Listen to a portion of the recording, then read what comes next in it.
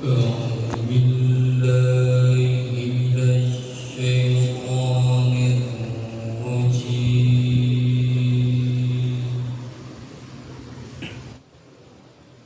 بسم الله الرحمن الرحيم.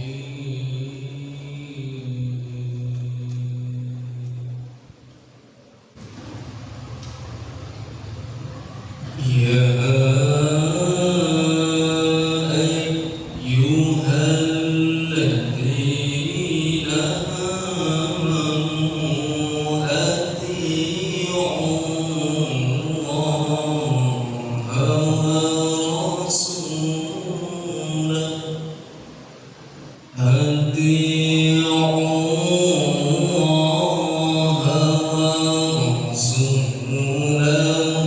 ولا تولوا عنه وأنتم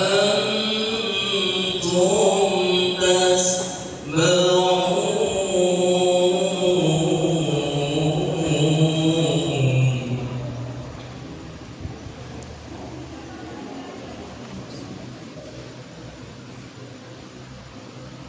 ولا تكونوا كالذين قالوا سمعنا وهم لا يسمعون.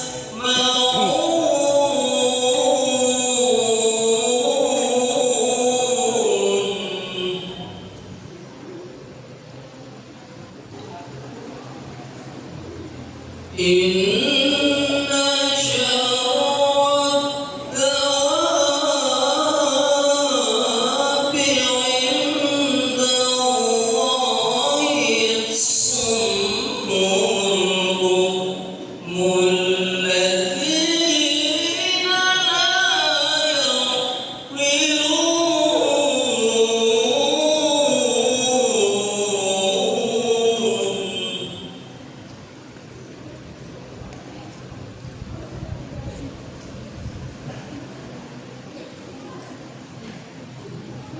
ولو علم الله فيهم خيرا لأسمعهم ولو أسمعهم لتولوا وهم معرضون.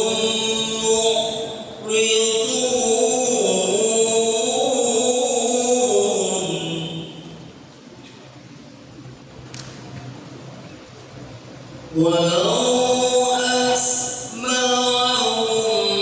لتولوا وهم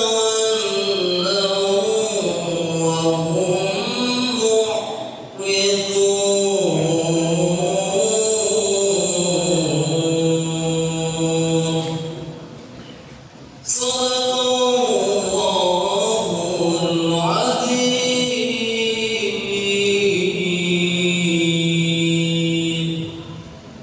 Assalamualaikum warahmatullahi wabarakatuh.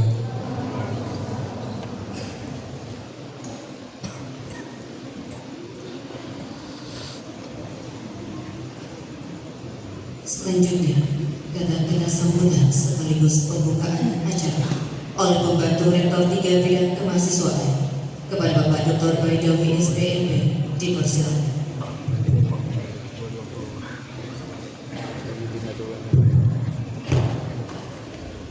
Bismillahirrahmanirrahim. Assalamualaikum warahmatullahi wabarakatuh.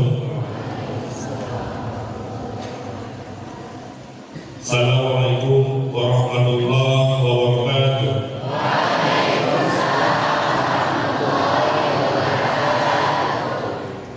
Yang saya hormati Bapak Komisioner, Kepala Kasubag, Ketua Panitia, kemudian Panitia dari Koordinasi, kemudian yang mulia Bapak Dodi dari Sumeneb Madura, alumni misi pertama tahun 2010.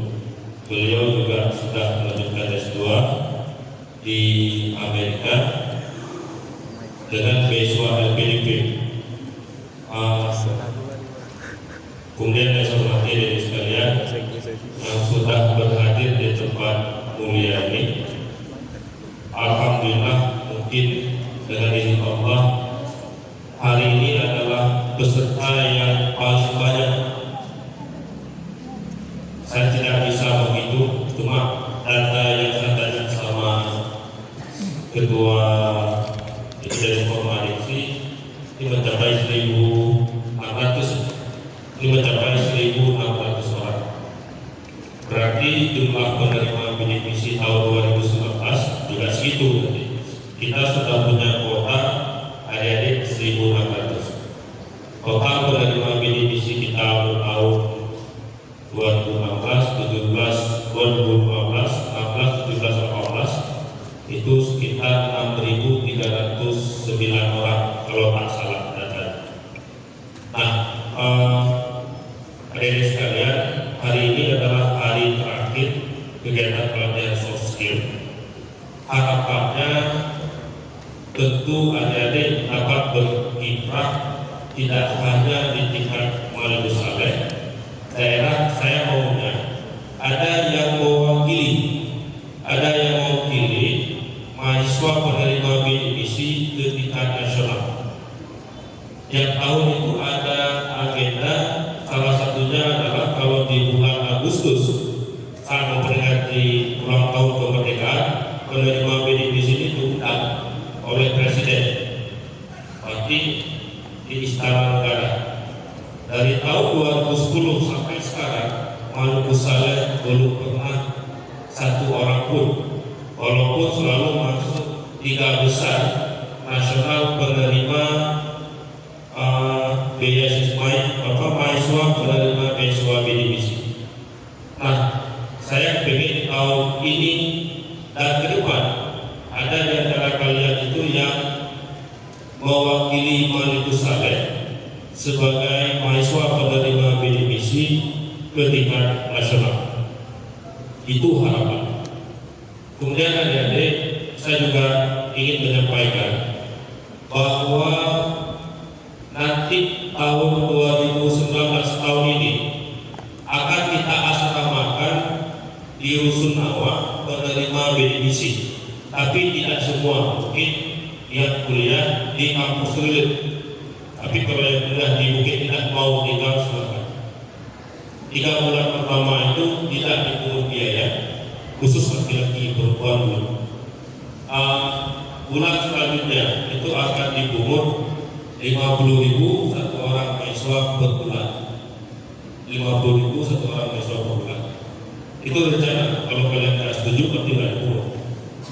Nah, untuk apa dana itu? Ya untuk operasional, perawatan dan lain-lain. Dan dikelola sendiri di Rusunawa. Nah, kemudian ada beberapa program, apakah itu nasional atau tingkat daerah, saya akan semua melimpahkan, memaksakan bidik misi, mahasiswa penerima bidik misi itu harus ikut. Tahun ini ada program kreativitas mahasiswa dari kementerian, di mana di bulan September, Oktober proposalnya harus diupload. Penerima bidik misi wajib mengikuti kegiatan tersebut. Ada 9 bidang. Kalau ada yang menang, nanti akan dana maksimum yang didanai per kelompok atau per mahasiswa itu ada sekitar 12 juta. 12 juta per orang atau per kelompok. Bidik misi wajib itu. Setelah kalian membuat proposal, ada dosen pembimbing, itu akan dilatih kembali. Itu kira-kira bulan September, awal September kita latih. Kalau tak ikut bagaimana? Saya akan minta di mahasiswa untuk mengevaluasi penerima bidik misi. Karena kan bukan untuk kami, tapi untuk kalian juga. Kalau ada yang 2018 masih ini semester 2 ya, semester 2, nanti ada kesempatan 2 atau 3 kali ikut event nasional tersebut. Ada 9 bidang yang dipertandingkan. Penelitian, beberapa teks, ada tulis ilmiah, banyak 9 bidang. Poster menang di penelitian tahun pertama. pengabdian. Menang pengabdian tahun ketiga bisa ikut di tulisan ilmiah. Itu wajib adik-adik. Saya kemarin sudah rapat dengan seluruh PD3, seluruh PD3 di setiap fakultas. Kita akan buat program ini. Yang tak ikut kegiatan kita evaluasi BDPC. Kita cuma hanya buat proposal saja, dibina lagi, dapat uang lagi, masa kamu itu wajib. Pada tahun ini target saya ada 2000 proposal PKM yang jadi. Target 2020 minimal ada 100 proposal yang didanai oleh Dikti. Jika adik-adik mungkin tahun 2020 ada 20 orang mahasiswa yang lolos ke tingkat nasional untuk mengikuti PINAS. Tahun ini hanya baru 2 orang. Di tahun depan harus 20 orang. Berarti 1000% meningkat. Nah, sumber dayanya di mana? Misi itu. Tak mau saya evaluasi ini. Kalau mau lapor ke presiden. Bukan direktur sudah setuju. Kita evaluasi, kita semua di sini harus aktif. Menang kalian di tahun 2020, dapat dana 12 juta. Terus di sini, terus uang Jakarta. Siapa yang nggak mau? Saya mau tunjuk tangan siapa yang nggak mau. Yang nggak mau, yang mau. Ini nggak jelas mau nggak mau. Saya tanya siapa yang mau ikut kegiatan tersebut?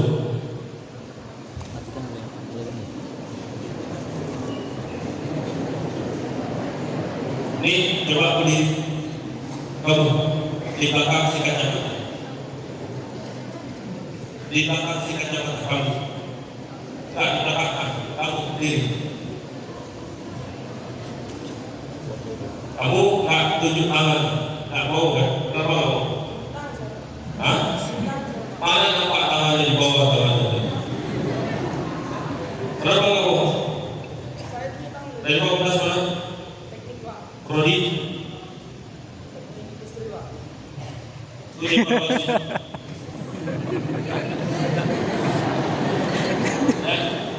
Berarti tahun penerimaan bulan September evaluasi. Ya. Duduk. Oke, adik-adik. Ini kewajiban. Memang kalau adik-adik mau meningkatkan rating menurut saya, kalian harus mau. Ini kan kita kampus rakyat, di mana kampus dengan biaya pendidikan paling murah sekarang 20%. Mahasiswa yang bulan 50 sampai hanya membayar SPP 500.000. 25% bayar 1 juta. Kemudian 20% bayar 1.400.000. Sisanya UKT 4 itu yang bayar 2.400.000. Terus kita 25% yang masuk jalur mandiri. Nah, kita paling murah sekarang. Berarti dengan biaya pendidikan yang murah, kualitas juga rendah. Biaya murah, kualitas harus tinggi. Rektor yang sekarang kampus rakyat tapi kualitas yang punya kemampuan yang tinggi. Kita coba sasarannya adalah penerima benefisit. Nanti ditambah lagi penerima beasiswa dari BEM, dari prestasi akademik, dari kementerian, Basma, Basnas, Protelindo, kita akan di. Nah, makanya ada yang siap. Kalau tak siap, silakan mundur. Kita mau yang siap-siap aja. Nah, nanti di bulan akhir Juli atau awal Agustus itu sudah ada sosialisasi. Penerima BDPC wajib ikut kegiatan PKM. Kita akan ada sosialisasi. Ada di fakultas sosialisasi. Seleksi fakultas prioritas relatif bagi nanti yang upload tim dari kemahasiswaan. Banyak kita gagal, uploadnya salah. Jadi upload proposal, tapi yang masuk ke sana bukan proposal. Nanti dibantu upload malah kamu dapat tahun 2019 ada 2.000 proposal yang masuk. Untuk yang hari ini ada 1.600. Kemarin ada 1.600, 3.200 yang masuk 2.000 proposal. Kalau siap, silahkan mendaftar nanti. Kalau nggak siap, juga silahkan dapat isi. Saya evaluasi. Mungkin itu harapan saya. Saya pilih dari itu punya prestasi, bukan hanya prestasi di tingkat Balusale, juga di tingkat nasional. Dengan mengucapkan Bismillahirrahmanirrahim, kegiatan pelatihan soft skill untuk angkatan 2018 dengan resmi dibuka. Billahi taufiq wal hidayah. Assalamualaikum warahmatullahi wabarakatuh.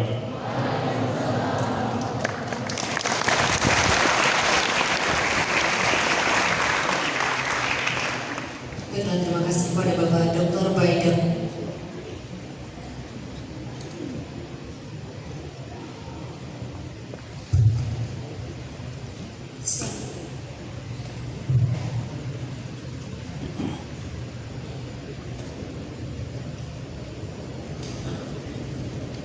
Selanjutnya, penyerahan cendramata kepada Bapak Dodi Pranata Wijaya SHLLM yang akan diserahkan langsung oleh Pembantu Rektor 3 Bidang Kemahasiswaan Dr. Baidawi SBMP.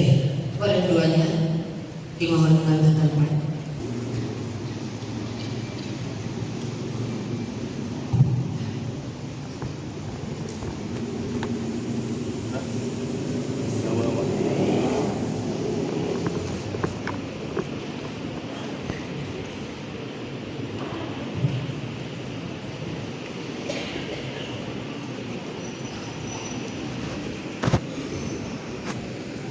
Selanjutnya, pembacaan doa oleh Saudara Wahyu Endah kepada Saudara Dimas Sulaiman.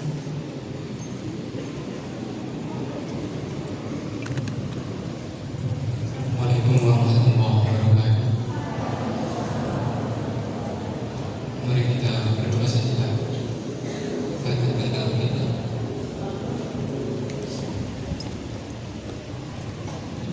A'udzu billahi minasy syaithanir rajim. Bismillahirrahmanirrahim.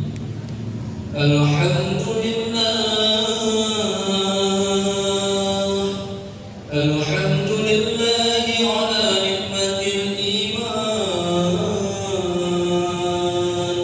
Alhamdulillahi ala nikmatil Islam. Alhamdulillahi ala nikmatil hidayah. Alhamdulillah. Allahumma ighfir lil muslimina wal muslimat wal mu'minina wal mu'minat al ahya'i minhum wal amwat bi rahmatika ya arhamar rahimin. Ya Allah, ya Tuhan kami, ampunilah dosa kami, dosa kedua orang tua kami, dan dosa guru-guru kami. Ya Allah, ya Tuhan kami, berkatalah acara kami hari ini, jadikanlah acara ini sebagai pengerat silaturahmi serta menjadi ilmu yang bermanfaat. Ya Allah, ya Tuhan kami, jadikanlah kami generasi yang berguna, generasi yang berguna bagi orang lain serta nusa dan bangsa. Subhana rabbil izzati amma yasifun, wassalamun alal mursalin, walhamdulillahi rabbil alamin. Al-Fatihah.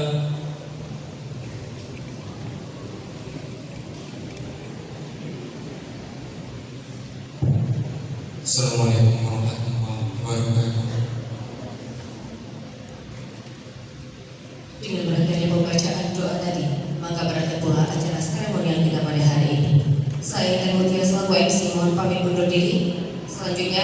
diserahkan kepada moderator Bapak Syarifuddin STMT. Wabillahi taufiq wal hidayah. Wassalamualaikum warahmatullahi wabarakatuh.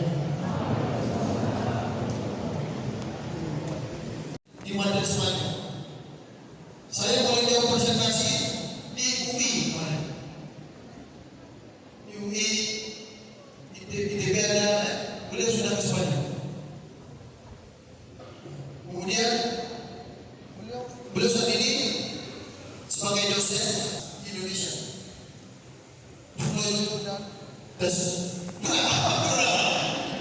memperkenalkan bahasa Madura di Spanyol. Banyak orang yang dengarkan bagaimana dan sebagainya, di Bali ya, dan sebagainya. Penghargaan keluarga hebat oleh Universitas Teknik, alumni LPDP, inspirasi. Kemudian termasuk dalam 99 pemuda inspiratif Indonesia.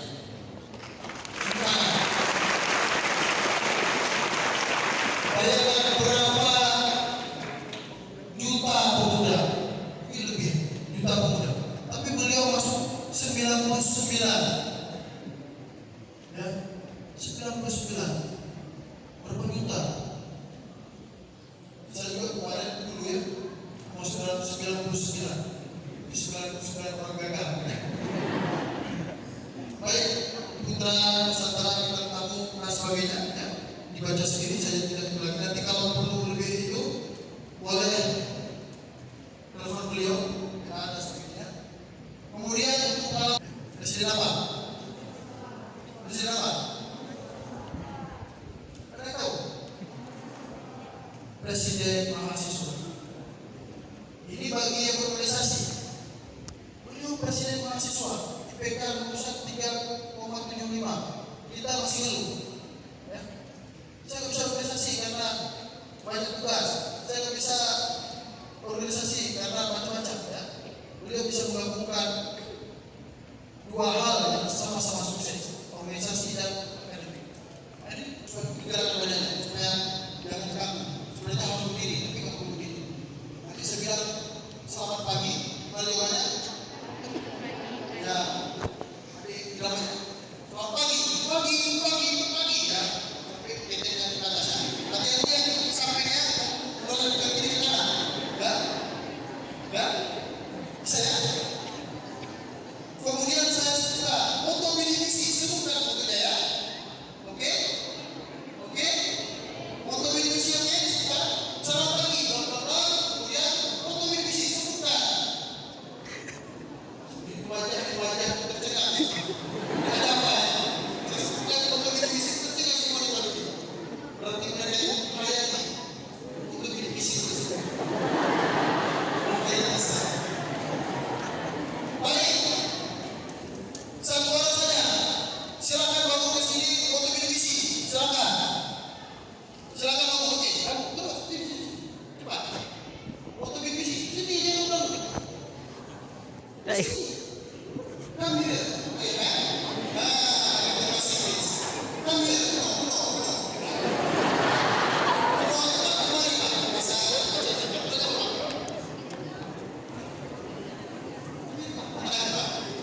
Foto misi. Rekayasa memutuskan rantai kemiskinan. Rekayasa memutuskan rantai kemiskinan. Benar atau salah? Salah. Selamat satu lagi. Silakan. Hadiahnya mana ini hadiah? Sini. Nah, situ. Hadiah. Ya, semua saja. Ini.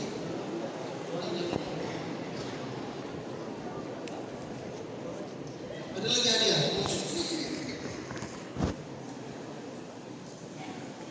Silakan.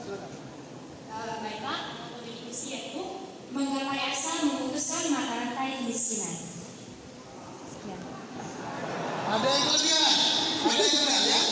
Kelebihan tangannya. Tapi sudah itu digunakan saja Pak. Beli. Tangannya. Baiklah.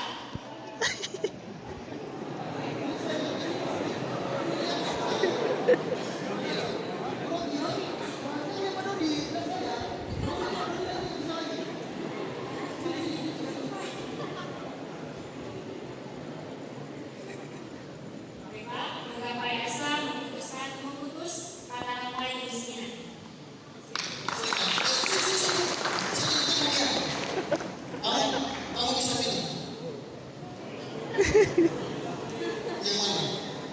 Bisa pilih. Yang panjang atau yang pendek? Ini kan ada yang begini. Jangan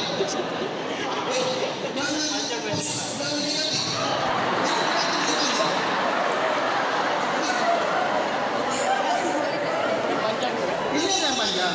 Ini yang pendek.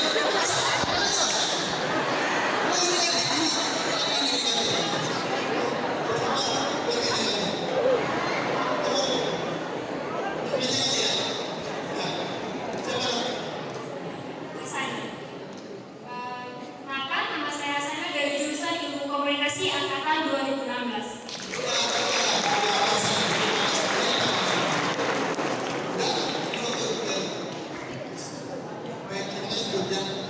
Baiklah, selamat pagi ini. Waktu berdiskusi.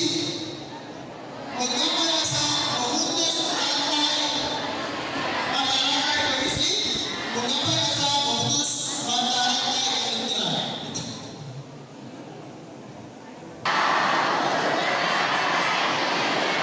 Selamat pagi. Selamat pagi. Waktu berdiskusi. Oke, selamat. Boleh tepuk tangan bagi semua. Indonesia. Ya, kita persilakan Bapak Doni Pranata Wijaya SHLLM. Silakan Bapak.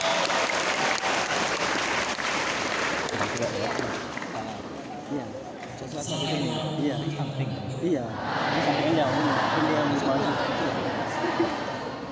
Bapak ini menurut saya adalah moderator terbaik versi. Kenapa? Karena beliau tidak pernah lupa mendoakan guru dan orang tua. Ingat teman-teman, jika kau ingin sukses dan kau pernah lupakan guru dan orang tua, karena itu adalah kunci kesuksesan. Ya, jangan lupa. Dan MC-nya 3 hari berturut-turut, cantik, langsing, tipis, macam kayak gitu. Tapi salah satu MC tercantik, orang Aceh itu cantik. Saya datang ke sini dari hari pertama, hari kedua, hari ketiga, itu cewek cantik dan cowok ganteng.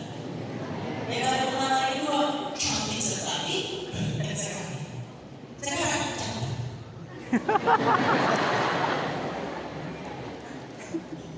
Jadi perkenalkan, nama saya Dodi Pranata Wijaya. Saya di bisnis juga sama seperti kalian. 5 tahun yang lalu. 5 tahun yang lalu itu saya anak bidik misi. Negara itu luar biasa memuliakan anak bidik misi. Kalian itu kan bidik misi. Bahasa kerennya bidik misi. Bahasa jujurnya apa? Miskin.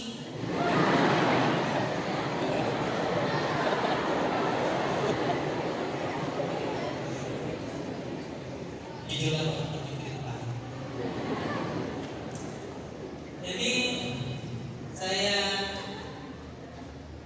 lahir Situbondo, bapak saya Kalimantan, ibu saya Bondowoso, saya pindah ke Madura tahun 2000. Kalau boleh jujur, ini pertemuan terakhir. Kalau boleh jujur, mas mbak sekalian, ada memiliki waret tiga yang amat. Saya bicara ini tidak ada waret dan tidak dipuji oleh Pak. Saya bicara tanpa. Kalian memiliki waret tiga yang luar biasa mengakomodir anak bisnis. Luar biasa. Anda harus mampu bersyukur dan berbangga. Serius. Karena tidak semua kampus-kampus waretnya itu mau menampung anak bidik misi dengan kegiatan-kegiatan yang luar biasa. Ada kabaknya juga luar biasa, kasubagnya luar biasa, sansupirnya juga luar biasa. Seperti kita luar biasa. Ketemu sama presiden kalian, Presiden Formadiksi, nama yang bermartabat. Kalau jujurnya presiden orang miskin. Kan kalau mahasiswa bidik misi, berarti dia itu representatif kemiskinan di universitas.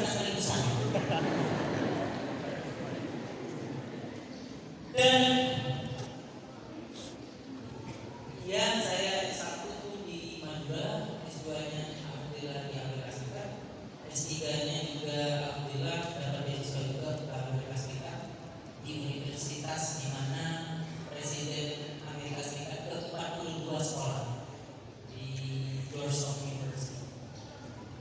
Nah, pada kesempatan kali ini saya itu ingin memberikan suatu hal yang perlu kalian miliki saat kalian lulus. Apa itu? Soft skill. Kenapa? Karena hard skill-nya saya yakin kalian sudah luar biasa. IPK-nya anak di divisi itu pasti luar biasa, pasti di atas 3,5. IPK-nya berapa? Ih, 3,3. Kalah saya. IPK-nya 3,6.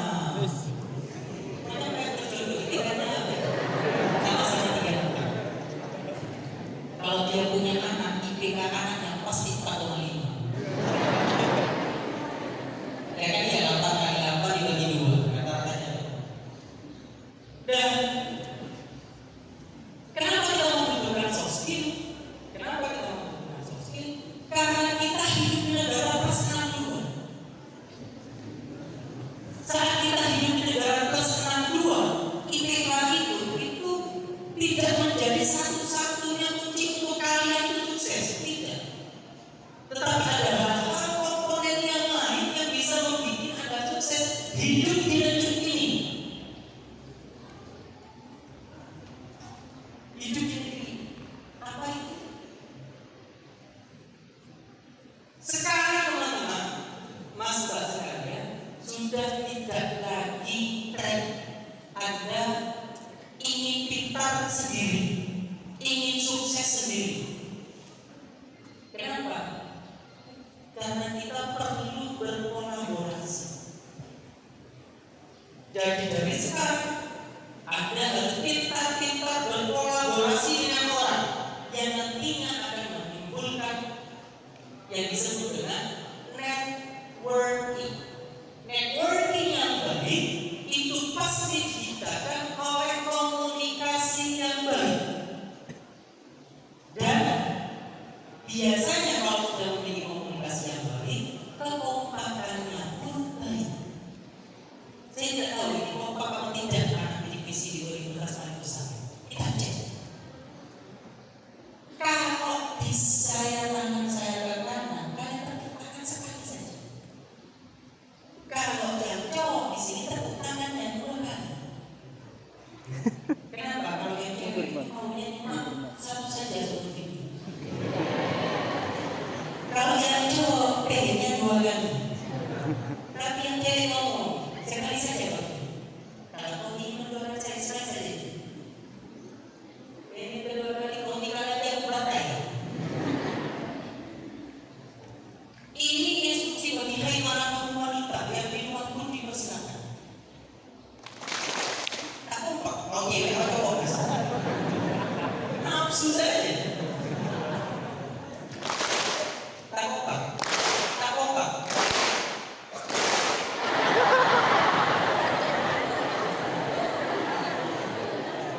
Ternyata lebih nafsu wanita.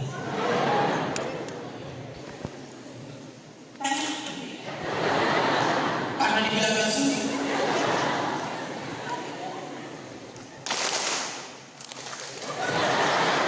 Saya mau mencoba.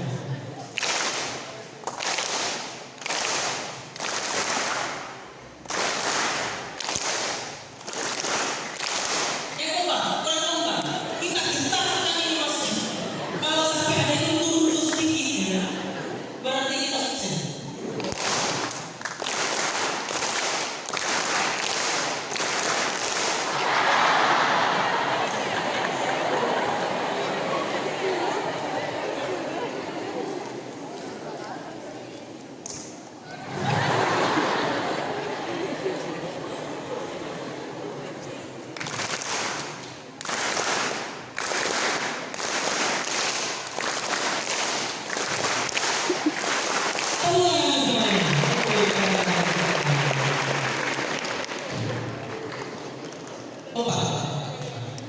takut banyak maksud. Nah, komunikasi itu menjadi sangat penting, Mas Bro. Komunikasi menjadi hal sangat penting. Kalian hidup di Aceh, maka Anda harus tahu bahasa Aceh. Saya tahunya Aceh itu cuma satu. Apa dia? Tidak.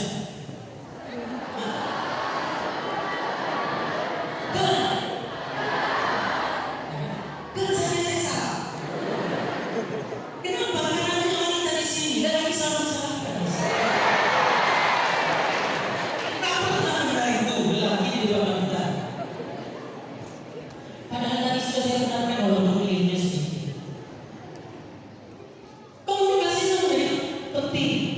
Jika Anda lihat sejarah dunia, banyak tokoh-tokoh dunia itu yang berasal dari satu ras. Rasnya apa? Ada yang tahu? Kira-kira apa? Ras yang selalu menjadi tokoh dunia. Dan begini, ras apa? Ras jin.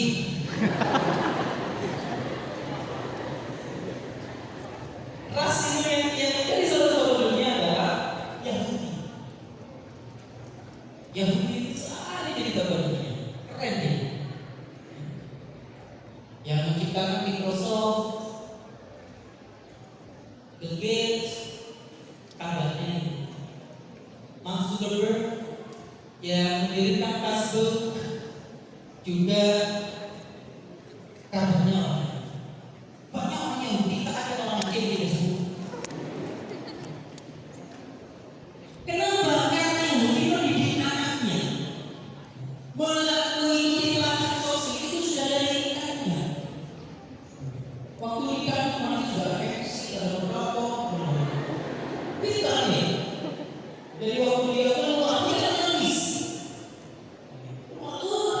Saya akan jadi pemimpinnya. Kalau di sini nangis keluar, bapaknya nangis. Dari mana sih dia? Kenapa? Karena dia pasti nangis. Nah, orang Yahudi masalah Yahudi cerdas, dia tahu tidak komunikasi. Bahasa. Satu, bahasa ibunya orang Yahudi itu apa? Anda tahu? Bahasa ibunya. Karena dia tahu akan berperang dengan orang-orang seluruh dunia, maka dia harus bisa menguasai bahasa internasional yang secara umum digunakan. Jadi bahasa Inggris. Karena dia tahu dia mungkin akan bersinggungan dan bersama dengan manusia, dia orang Yahudi masih dari sudah belajar bahasa. Orang Yahudi setidaknya ada bahasa. Mau itu sampai sana. Inggris.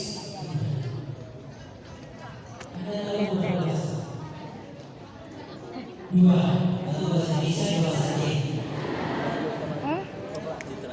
Tentunya bahasa apa?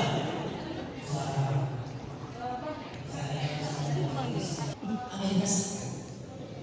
Saya langsung saja. Saya kasih beberapa informasi yang dari pertemuan 1-2 itu sudah saya kasih. Itu gak enaknya kalau saya satu kampus isinya 3 kali. Materinya pasti sama. Kecuali kalau saya beda kesini lagi, kata kalian materinya akan beda. Nah, sampai saya waktu pergi ke Amerika Serikat dari Surabaya, saya memiliki visi-visi mulia. Saya ingin dikenal orang Indonesia sebagai manusia tercerdas di muka bumi. Berangkat saya dari Surabaya, nyampe di Amerika, ternyata susah sekali menjadi orang cerdas. Diakui itu cerdas, susah sekali. Bahkan saya itu 1 minggu pertama Profesor Akawi, saya ngomong apa? Profesor Akawi, saya kalau ngomong Profesor Akawi, saya ngomong apa? Profesor ngomong tak tahu dia ngomong apa. Macam saya belajar bahasa Inggris itu useless. Ada artinya. Di seminggu pertama, itu yang disebut dengan culture shock. shock, kaget luar biasa. Belajar shock. Nah, kenapa? Karena profesor saya pada waktu itu hemat berbicara. Lebih tepatnya bukan hemat, pikir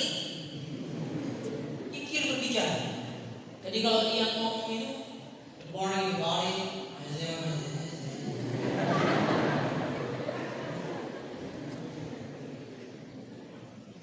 Jadi cuma saja seperti itu ya. Karena saya sudah tidak kuat, saya ingat kata dia, kalaupun tidak tahu tentang ilmunya maka carilah baru Al-Quran dan ada guru. Jadi saya di paling pojok, biasanya paling pojok depan, saya boleh pojok akan berhenti di hari ini. Berkorang itu ada, saya di belakang.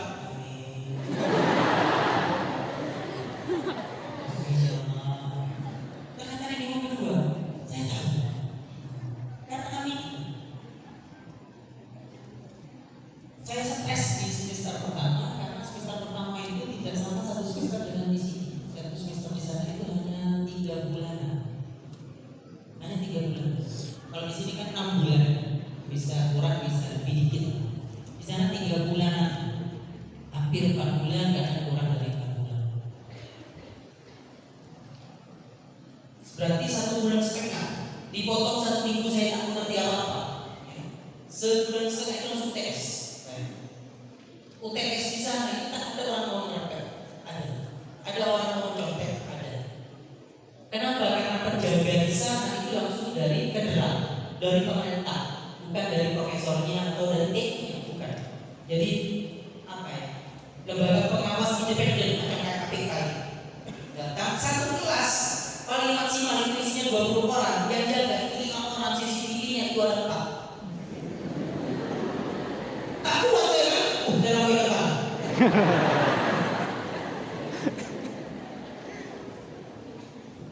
Dan di sana akan ada orang menjawab. Ada. Karena konteks itu sudah pidana. Tidak pidana. Di sana konteks itu tidak ada. Jika Mbak menulis sesuatu dari seluruh mata kuliah, Anda menulis, ada yang tidak menulis, saat UTS yang tidak menulis itu pasti mencari orang yang menulis. Kenapa? Pengen tahu catatannya. Di sana, jika itu terjadi, maka itu bisa diduga di muka pengadilan. Karena itu menjadi hak cipta Mbak. Kalau di sini tak bisa, mau dilaporkan kemana? Dilaporkan saja ke Tuhan Yang Maha Esa. Pada waktu semester 1, ya tadi kata Pak Koordinator tadi saya sudah menikah. Saya menikah 1 bulan sebelum saya berangkat ke Amerika Serikat. Saya menikah di tanggal 4 November, 4 Desember saya berangkat ke Amerika Serikat. Masih ada bulan. Dan kenapa demikian? Karena saya mau berangkat ke tempat yang tak kayak Aceh. Jadi kan cantik sekali loh jilbab. Melihatnya tuh sejuk di dada. Tidak ada di sini. Nah, karena itu saya bukan. Saya pacaran kenal, ya, mungkin tetap statusnya pacaran kalau di era generasi Pak sekarang. Jadi sekitar 1 bulan setelah itu saya datang ke calon mertua.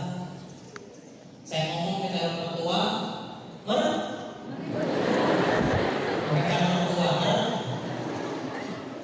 saya pengen kenalan dengan anak bapak. Kalau diizinkan saya lulus beasiswa ini, saya ingin kenalan dengan anak bapak. Jawabannya, oke. Ternyata pengumuman saya lulus, di hari kedua saya lulus, saya langsung ke rumahnya. Lelaki jahit, itu kan selalu lelaki jahit. Saya datang ke rumah calon mertua lagi, saya dapat beasiswa lagi. Kalau saya terima di kampus, maka saya ingin menikahi anak bapak. Oke. Daftarnya 3 kampus, 3 kampusnya alhamdulillah terima. Satu di Pennsylvania State University, satu di Michigan State University, satunya di University of Milan di Italia. 3, Amerika 2, saya kasihkan surat penerimaan itu kepada istri saya, calon istri, kepada calon istri,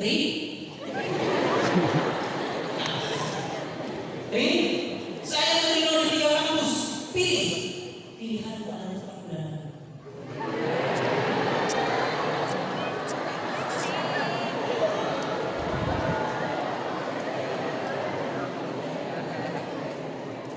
Hai para wanita, jika kau punya pacar, pacarnya sudah lebih dari 1 semester, putuskan. Kenapa? Karena dia tak setuju.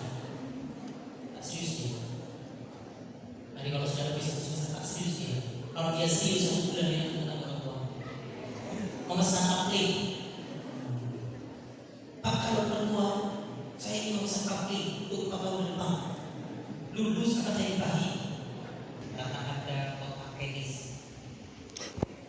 Kamu cari ilmu sudah ke Amerika saja. Wah, kau begitu memikirkan, wahai permaisuri. Itu kenapa aku ingin menikahimu. Ayo menikah, oke.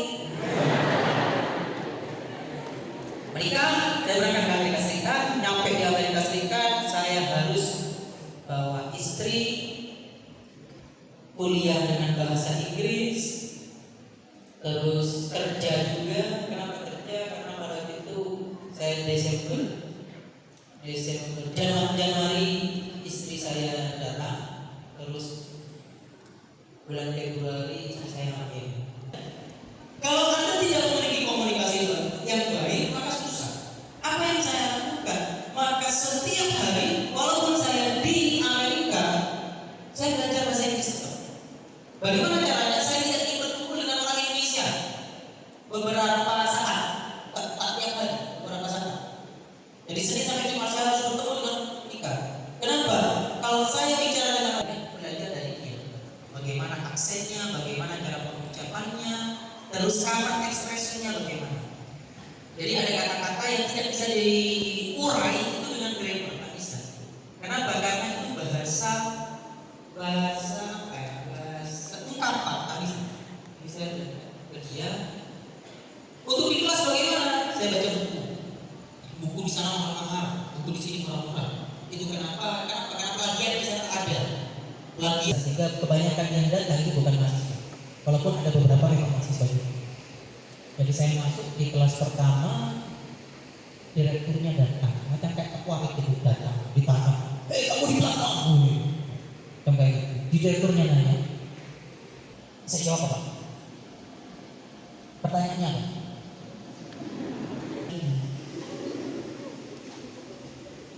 Adakah di sini yang bisa menguasai 2 bahasa, lebih dari 2 bahasa? Semua menunjukkan tangan. Kenapa? Karena mereka anak internasional. Karena mereka anak internasional, maka mengangkat tangan semua.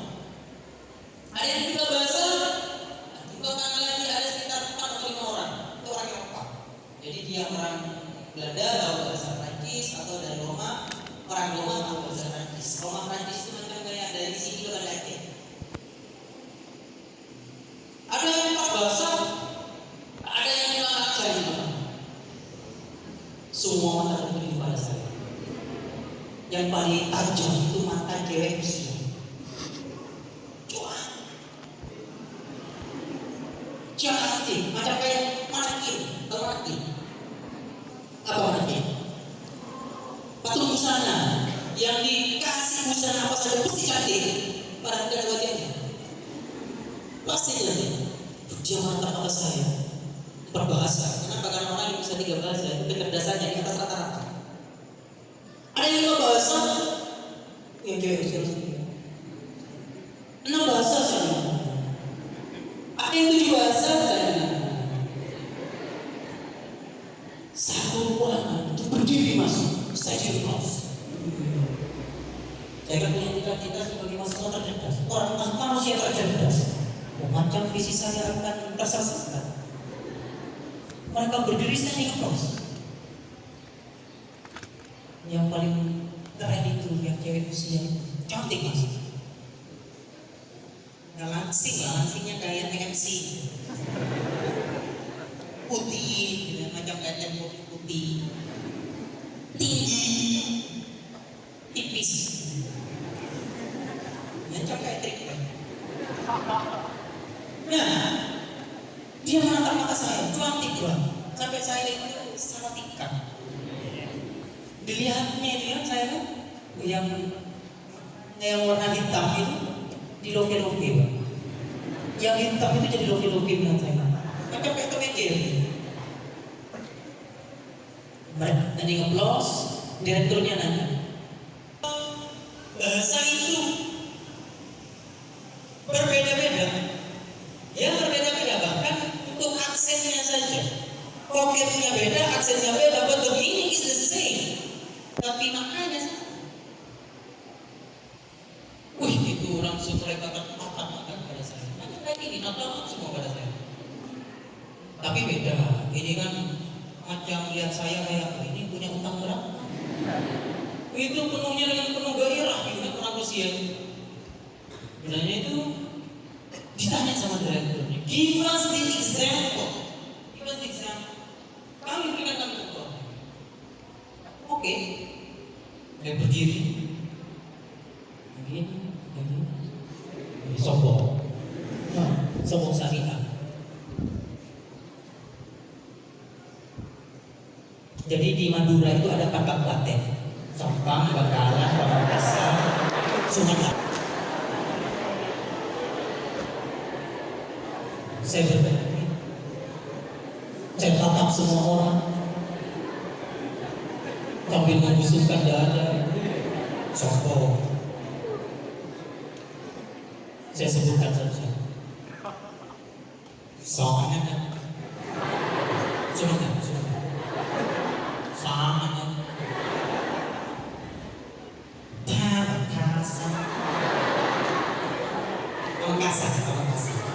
Tapi saya ngomongin benar. Something. Sabar. Sampai.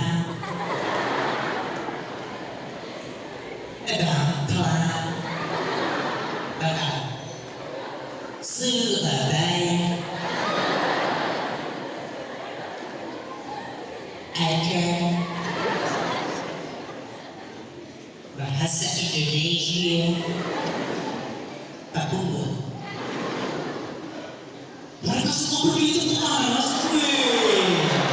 Saya sedih.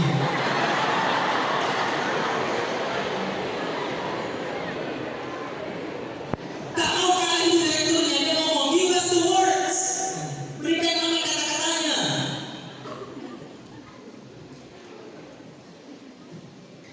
Sama punta Pamekasan India sampai Ratau Kebantuan Lokal Surabaya Mbe.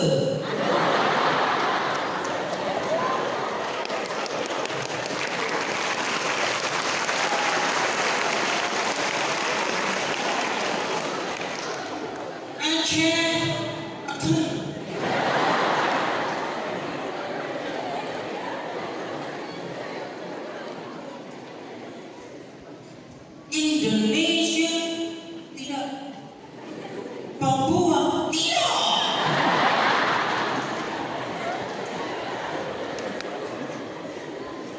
Semuanya berdiri standing applause, yang di luar masuk ke dalam standing applause semua. Yang namanya manusia begini-gini. Disitulah saya mendapat sertifikat sebagai manusia tercerdas di muka bumi. Saya bukan dengan bangga hati ya. Kau baru tahu kenapa orang Indonesia cerdas. Kalau kata orang Papua cerdas. Apa teman kedua saya katakan? Tidak. Jadi hari kedua saya katakan lagi. Kenapa? Malu, suka. Kenapa? Direkturnya yang kata pertama gini-gini misalnya. Karena tahu dia tahu saya dapat bahasa. Kalau kata, mari Pak.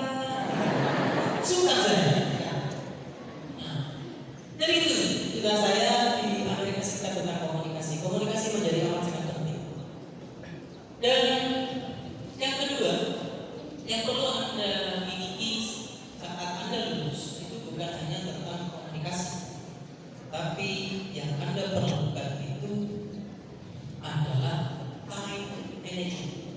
Itu menjadi penting. Time management itu sangat lekat sekali dengan kerja keras. Kenapa? Anak yang tidak mampu bekerja keras, maka time managementnya akan rusak. Time management. Macam tadi saya lihat masuk itu masih ada yang duduk-duduk gitu di luar. Saya tak tahu apa dia duduk-duduk di sana. Tapi saya orangnya khusus. Mungkin saja dia sedang menerawang aku sih 50 tahun ke depan kita sudah besar yang akan jadi apa. Dan duduk. Nah, gimana itu jadi penting? Contoh, waktu saya pertanyaan Mas Dodi itu waktu selesai kuliah apakah sudah pintar bahasa Inggris? Iya. Iya. Kok bisa ke Amerika Serikat? Nekat. Dari tak tahu bahasa Inggris punya cita-cita pergi ke Amerika Serikat. Macam kayak saya menikah, saya ingin menikah tapi tak punya kerja. Saya menikah tanpa kerja. Mau kau menikah tanpa kerja? Jawabnya tidak tergantung. Kalau yang melamar bapak,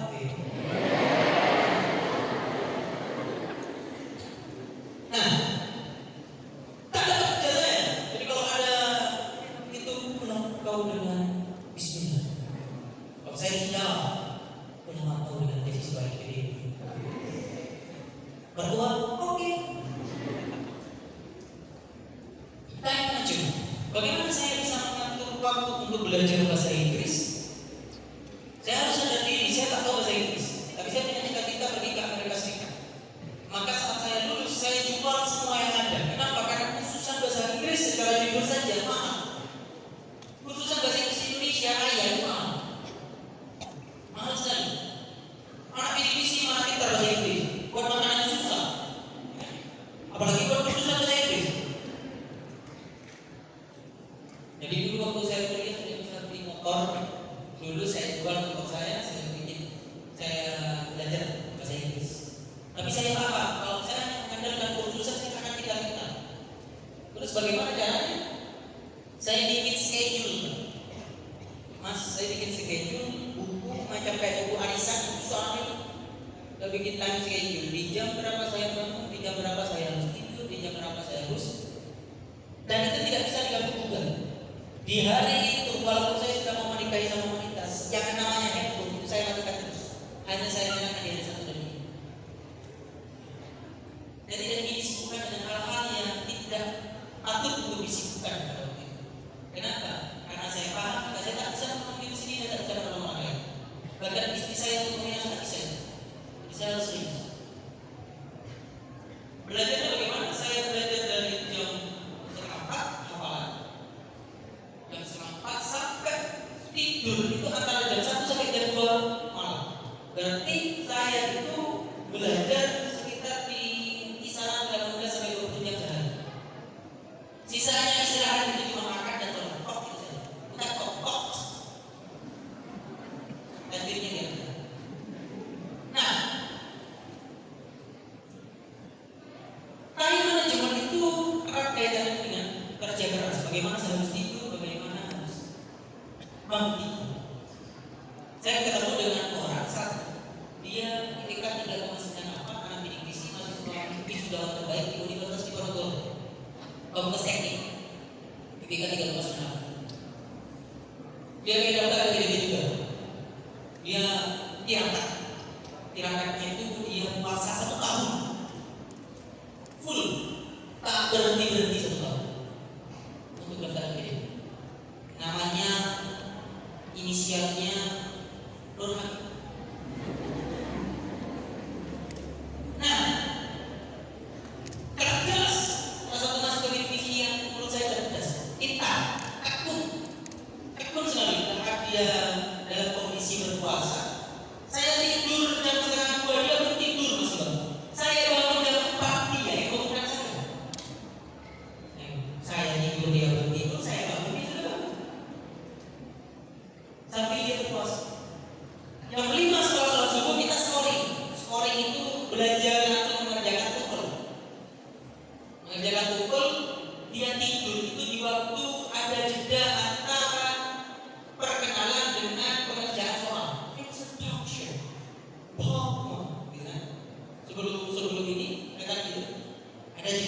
sekitar 3 menit lah ngomong Google itu kan pidato. Jadi langsung dia sakti dia. Kalau itu soal dia bangun, dia ngomong 3 menit tidur kan. Soal tidurnya seperti itu ya. Waktu LPDP kita datang bersama. Kekakunan. Saya belajar kekakunan dari sosok seorang itu. Jika ada orang menanyakan, LPDP kenapa susah? Bukan susah. Mungkin saja kerja keras itu tidak sebanding dengan kerja keras mereka yang benar-benar bekerja keras. Tapi hanya saja ada tak tahu ada orang yang bekerja keras. Saya punya orang Aceh, teman Aceh juga dulu. Tak dapat LPDP. Kenapa? Menurut saya tidak serius saja. Karena dia masih saja. Nah, Anda harus serius. Kalian masih juga ada yang merasa salah jurusan, ada sekitar 2 masih salah jurusan. Ada 1. Ada lagi? Ada yang merasa salah jurusan?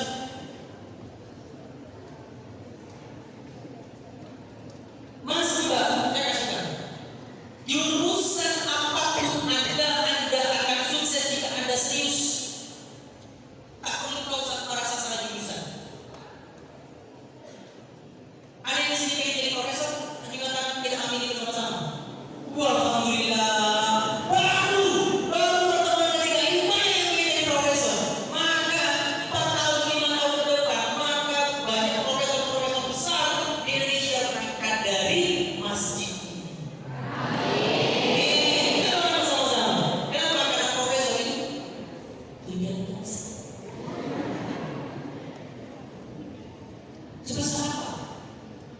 Baru tidur 500 ribu. Dia orang profesor kita kalau tidur mesti jam 7 sudah tidur. Kenapa? Pengen cepat esok harinya. Bangun 500 ribu. Bangun 500 ribu.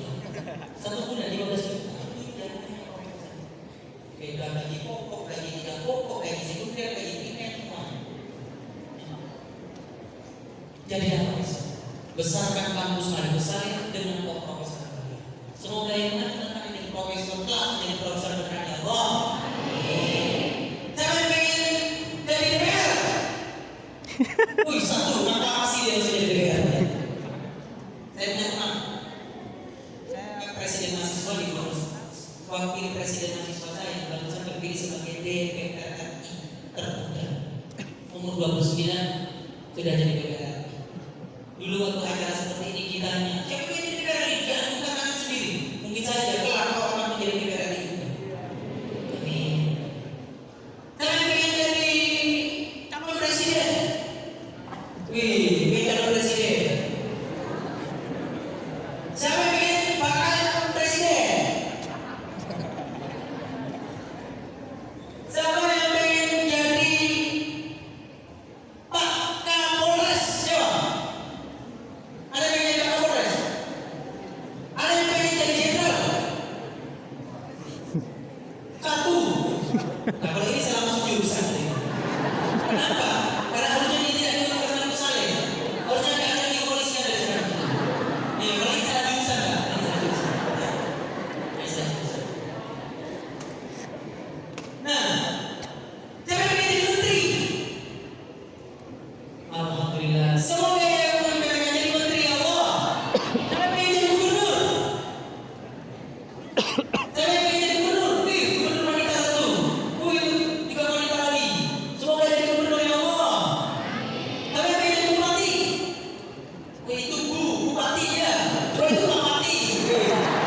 Semoga jadi bupati dan Pak Pati ya Allah. Ini karena saya sudah bakat kalian. Kalian jadi DPR, profesor, menteri, doakan saya. Anda mau jadi menteri? Saya presiden. Simbiosis bangsa. Kalau itu calon presiden 3 kali. Nah, ketakunan itu menjadi sangat penting, Mas. Kenapa saya mengatakan ketakunan itu menjadi soft skill sekarang? Karena tidak semua orang menjadi tekun, dan itu tidak ada pelajaran dan teorinya. Terus bagaimana saya harus belajar ketakunan dan menjaga itu, Mas? Jika Anda ingin belajar itu, maka belajarlah kepada orang tua kalian. Kenapa? Karena satu-satunya bagi saya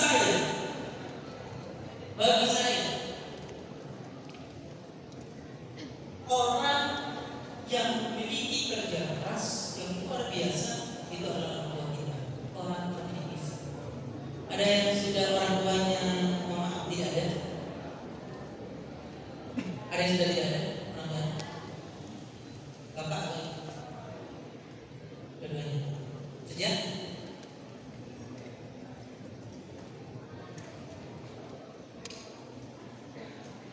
Ibu saat 2 tahun, bapak Paris dari dulu bareng sama.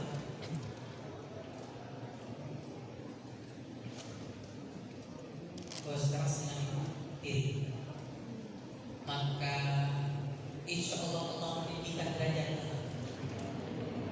Allah meninggikan derajat itu kepada orang yang berilmu dan yang beriman. Sehingga ada pertanyaan yang menarik. Pertanyaan menarik adalah, kenapa satu? S1 banyak pengangguran, S2 banyak pengangguran, S3 ada yang pengangguran. Kenapa harus kuliah? Jawaban saya adalah, mungkin saja dia berpendidikan, tapi mungkin saja dia tidak berilmu. Karena janji Allah yang meninggikan derajat orang yang berilmu, bukan orang yang berpendidikan. Karena pendidikan dan ilmu ini tak menjadi korelasi. Sehingga kalian dalam hadis ini ingatkanlah betul ada mereka. Karena Allah, janji Allah bahwa dia tak akan menghentikan. Janji Allah akan menghentikan dari orang yang berilmu dan beriman. Mbak siapa? Mutia. Mbak Mutia itu adalah salah satu contoh anak bidik misi dari seluruh Indonesia. Kapan hari saya jadi juri nasional tentang kisah inspiratif di Universitas Andalas. Saya baru bertemu dan terbuka mata saya. Banyak mereka anak bidik misi yang tidak dibesarkan langsung oleh orang tua mereka. Jadi Anda jika dibesarkan langsung oleh orang tua Anda harus bersyukur. Karena masih banyak anak bidik misi yang tidak dibesarkan oleh orang tuanya sendiri. Dia harus terluka-luka. Siapa yang akan mengasuh dia? Kadang dia lupa kakeknya mau karena sudah tak punya uang dia dan neneknya. Dia pergi ke orang tua dirinya tak mau, dia pergi ke orang lain. Bahkan di Jogja sampai dia jadi pembantu rumah tangga. Jika Anda anak didik misi, sok-sokan, sok apa? Sok kita, sok merasa benar. Sok kita itu dari mana? Sok kita itu tak masuk kelas, sok kita namanya. Kalau dia tak masuk kelas, sok kita. Kalian tahu tidak? Tunjangan Anda 700.000. Perspektif saya bisa menjadi tunjangan yang haram. Uang yang Anda gunakan bisa menjadi uang yang haram saat Anda menggunakannya tidak semestinya. Mas itu dari pajak negeri. Itu dari pajak negara. Anda tahu siapa yang membayarkan? Tukang becak. Tukang becak itu bayar enggak? Yang belum tentu anaknya sendiri sekolah di Universitas Andalas, belum tentu. Petani itu bayar pajak, semua dikumpulkan dibayarkan kepada Anda. Sehingga jika Anda bolos tak masuk kelas, Anda boleh itu kepada negeri. Anda boleh negeri. Anda mau 700.000 Anda berikan HP, berikan ini. Itu bukan semestinya. Maka gunakan uang 700.000 untuk hidup dan pendidikan kalian. Karena itu ada keringat dan cita-cita seluruh warga negara Indonesia. Pernahkah kalian mengingat? Kita refresh sebentar tentang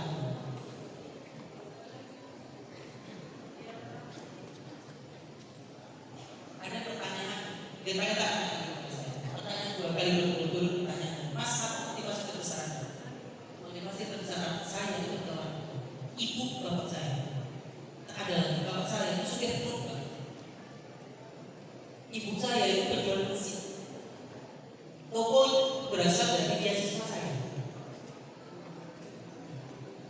Walaupun sekarang sudah bisa berdiri dengan warung nasi sendiri, tapi modal awal itu aku bisa dapat beasiswa di sini. Coba Anda renungkan sedikit saja. Mungkin saja saya tidak mencoba untuk mungkin saja Anda saat ini lupa dengan orang tua Anda. Sepintas lupa dengan Anda. Ingin dalam ceritanya, bagaimana Anda sukses gara-gara orang tua. Saya minta ceritanya, baik mahasiswa atau mahasiswa. Anda bercerita masalah orang tua Anda itu yang membuat Anda sukses. Atau yang duduk di sini semua itu tidak ada kaitan orang tua dengan kesuksesan dari mahasiswa. Ya, tidak ada kesuksesan itu karena orang tua. Ini karena saya sendiri. Tidak. Betul? Betul? Hah? Kalau tidak, pastilah. Saya juga cerita dengan orang tua saya, tapi saya mohon adik-adik musuh yang menceritakan di depan kita sebagai motivasi, sehingga kita di sini bisa tahu kalau yang ada di sukses karena memang dari orang tua, doanya, pekerjaannya, waktu di luang, ya, perhatiannya dan sebagainya. Ya silakan. Di sini, kalau di sana bisa dilihat oleh yang di sini. Silakan. Kasih jalan.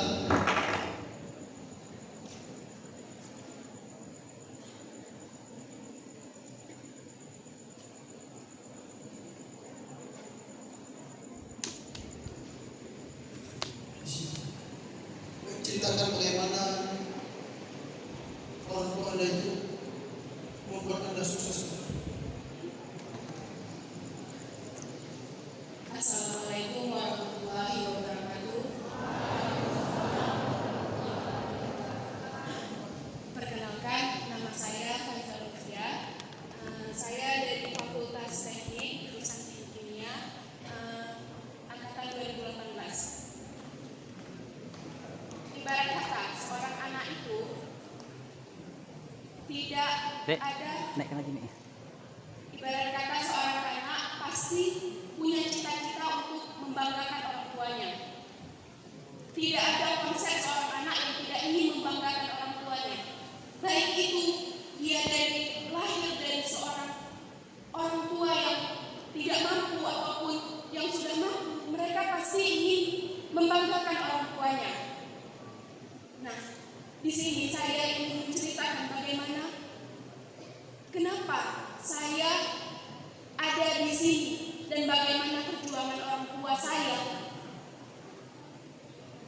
agar saya ada di bangku mahasiswa.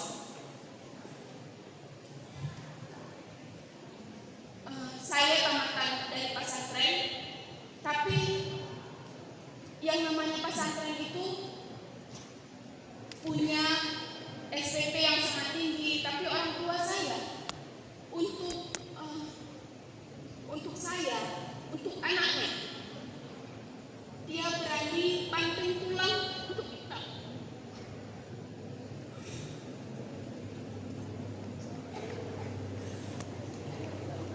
Dia nggak makan, tapi saya harus makan. Orang tua saya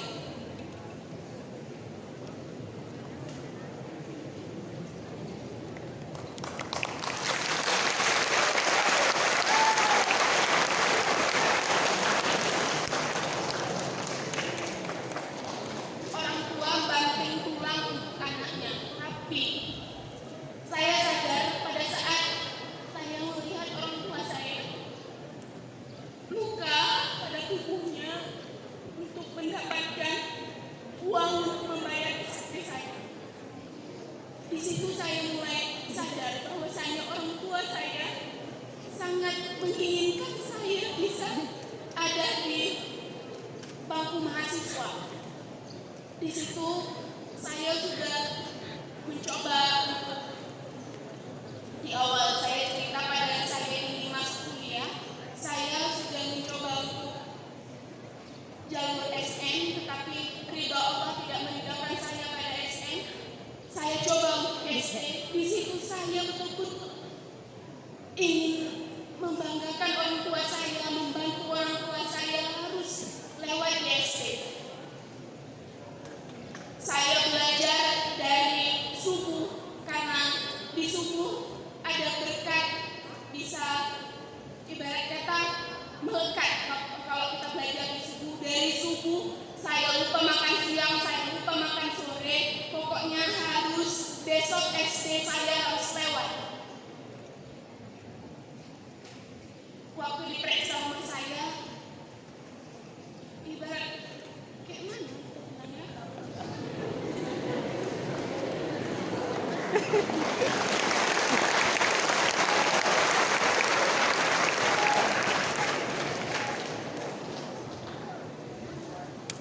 Jadi intinya orang tua kita semua menginginkan anaknya bisa sukses, anaknya walaupun orang tua sudah menjadi orang yang sangat luar biasa, tapi orang tua pasti menginginkan anaknya lebih daripada orang tua, lebih spesial daripada orang tua.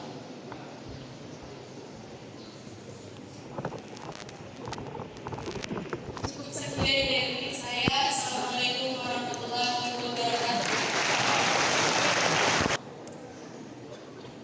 Tidak boleh seorang anak itu marah-marah ke orang tua. Tidak ada cerita ya. Walaupun memang orang tua berusaha, tidak ada yang salah. Karena jasa orang tua itu tidak bisa dibayar dengan apa. Ya. Jadi berusaha orang tua, berusaha, mudah-mudahan hari ini apabila ada yang durhaka kepada orang tua, ulang ini minta maaf gantinya.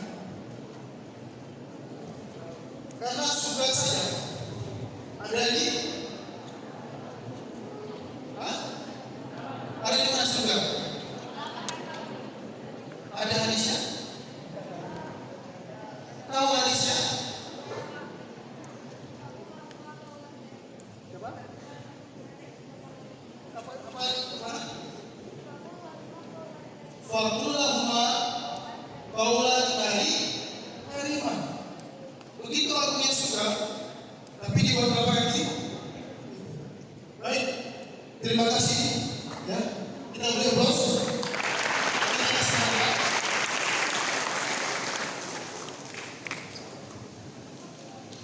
Yang menjawab hadis tadi, silakan ke depan.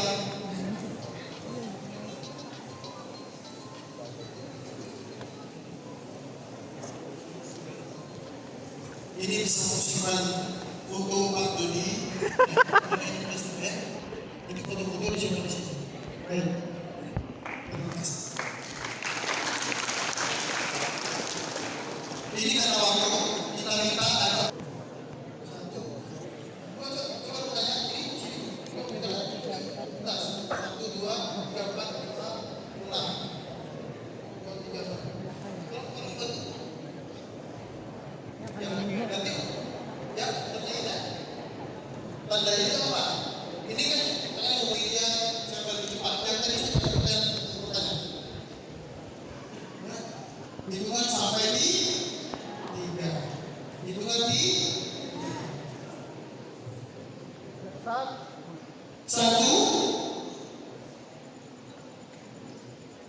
2, 1.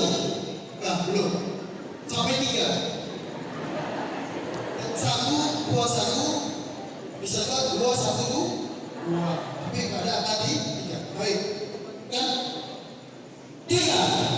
Ini. Silakan. Tanya saja di depan. Oke. 1, 2, 3. Yang tadi itu mana? Oh, silakan. Oke, buat lagi. Siapa lagi bertanya? Ini ya. Ada berapa orang ya? Tadi ya, yang bertanya. Ini saja yang kita persilakan nanti kalau dapat giliran. Turun lagi. Hitungan sampai 2. Sampai 3. 1, 3. Maka, sampai 2 saja. Kalau 3 jangan 7. 1, 2. Keluar. Oke, satu lagi.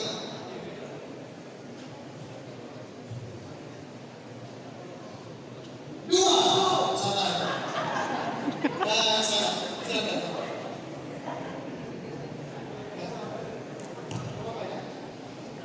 Dua bapak ada. Pada yang mulia Pak Dodi.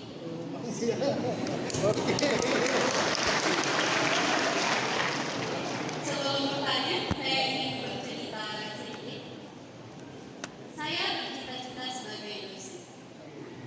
Dosen minimal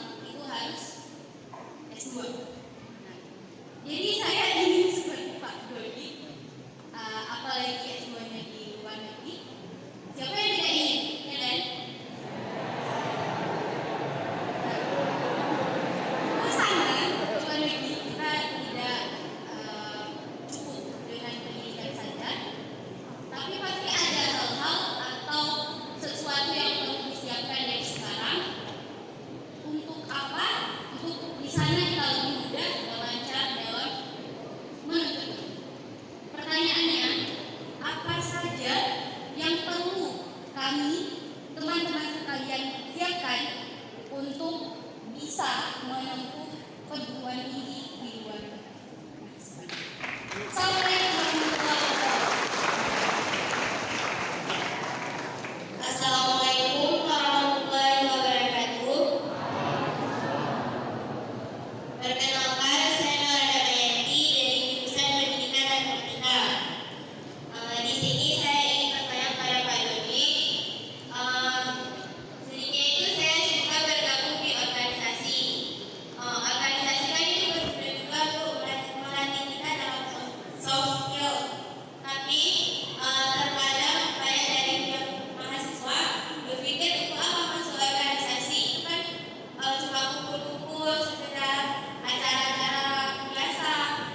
Nah, di situ saya berpikir bagaimana cara kita untuk memberi motivasi untuk orang lain bahwa suatu organisasi itu penting untuk melatih baik leadership kita ataupun hal-hal yang penting lain. Terima kasih. Bismillahirrahmanirrahim. Assalamualaikum warahmatullahi wabarakatuh. Perkenalkan, nama saya Imam Muhaji. Saya dari jurusan Ekonomi Pembangunan angkatan 18. Baik Pak, yang saya tanyakan, ada beberapa paradigma di lingkungan masyarakat, di lingkungan mahasiswa yang mengatakan bahwasanya IPK adalah merupakan segalanya. Dan yang saya ingin tanyakan di sini adalah, apakah nilai tinggi atau IPK merupakan indikator yang menunjukkan tingkat kemampuan seseorang, Pak? Begitu saja Pak, terima kasih.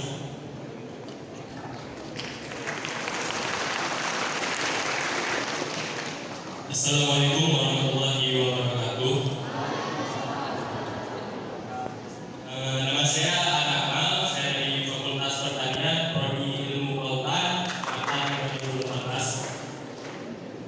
Yang ingin saya tanyakan, jadi kami ini kan para penerima bidik misi 2015. Dan akan saya tanyakan itu bagaimana money management sehingga kami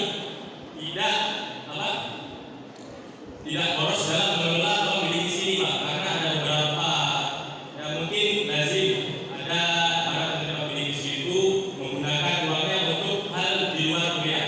Misal sekali keluar bidik misi dia langsung beli gadget baru atau apalah, dan tidak berkepentingan dengan punya ini. Jadi bagaimana money management itu? Nah, terima kasih. Wassalamualaikum warahmatullahi wabarakatuh. Ya, langsung yang mulia Bapak Dodi, silakan. Jawabnya. Yang mulia. Kalau sampai wanita yang mulia itu terdetik di saya. Nah, saya coba jawab dari pertanyaan yang unik. Pertanyaannya, apakah IPK itu indikator kesuksesan? Bisa jadi, bisa tidak. Karena pada akhirnya, kalau Anda cita-citanya jadi bisnismen, tak perlu IPK, perlu lapangan pekerjaan. Tapi kalau kau perlu S2, maka IPK indikator. Saya tak pernah sepakat, saya aktivis ya. Saya aktivis, tak ada satu yang tak saya demo dulu. Rekor, tak pernah saya demo. Rektor gak pernah saya demo. Kenapa? Karena pikiran saya dulu, ngapain saya harus demo universitas? Universitas sudah memberikan segalanya kepada saya. Yang saya demo itu dulu, bupati saya pernah demo, gubernur pernah saya demo, presiden SBY pernah saya demo dulu, Donald Trump, presiden Amerika, ada demo, ikut saya demo. Mungkin saya satu-satunya aktivis yang demo Donald Trump. Nah, apakah IPK segala-galanya? Tidak. IPK bukan segala-galanya, tetapi segala-galanya untuk IPK. Tak sama, IPK bukan segala-galanya, tapi segala-galanya untuk IPK. Bahkan sekarang pertua hanya IPK. Dalam pertua hanya IPK. Kalau Anda pertua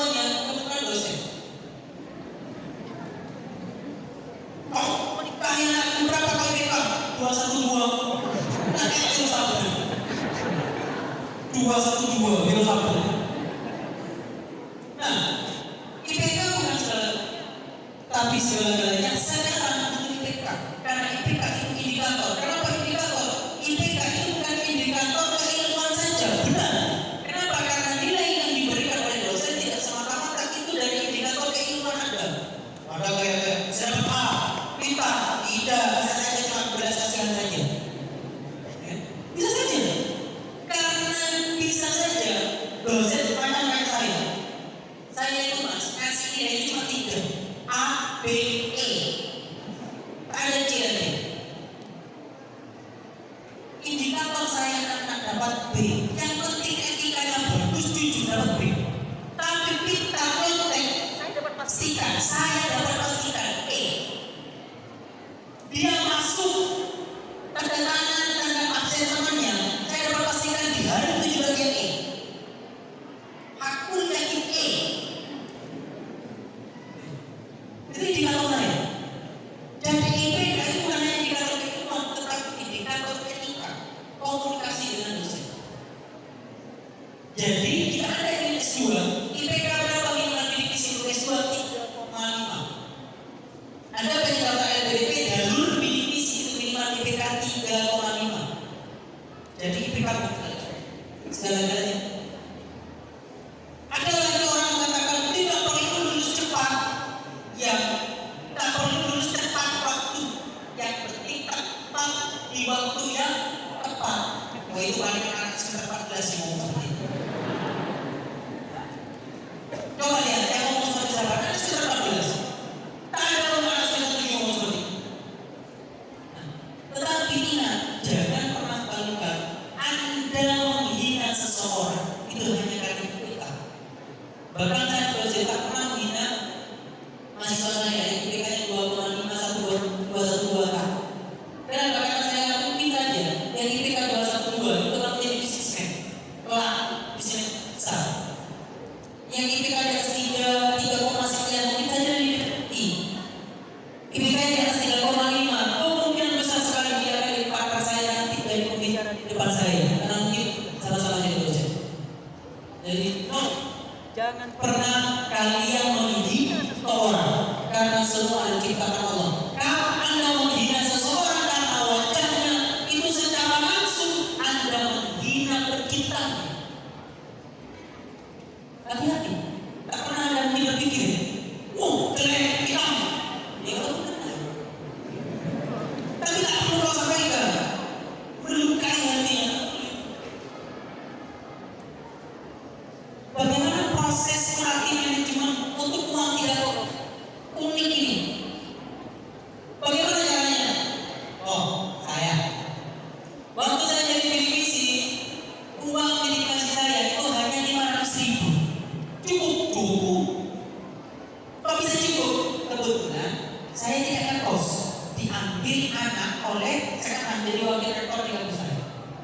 Kenapa kok dia bisa seperti itu ke saya? Jika saya diambil anak, karena kebetulan dari semester 1 sampai semester 3, dikasih dengan organisasi 6 organisasi, 4 organisasi di antaranya itu sebagai ketua umum dan presiden. 2 di antaranya sebagai sekretaris jenderal. Waktu semester 2 dia ngomong ke saya, Dodi, kau ikut dengan saya. Saya makan sate, kau makan sate, saya makan tempe, kau makan tempe. Jadi sampai sekarang saya seperti itu. Cukup. Kenapa? Karena saya mengandalkan etika dan akademik saya. Tiga dosen percaya dengan saya.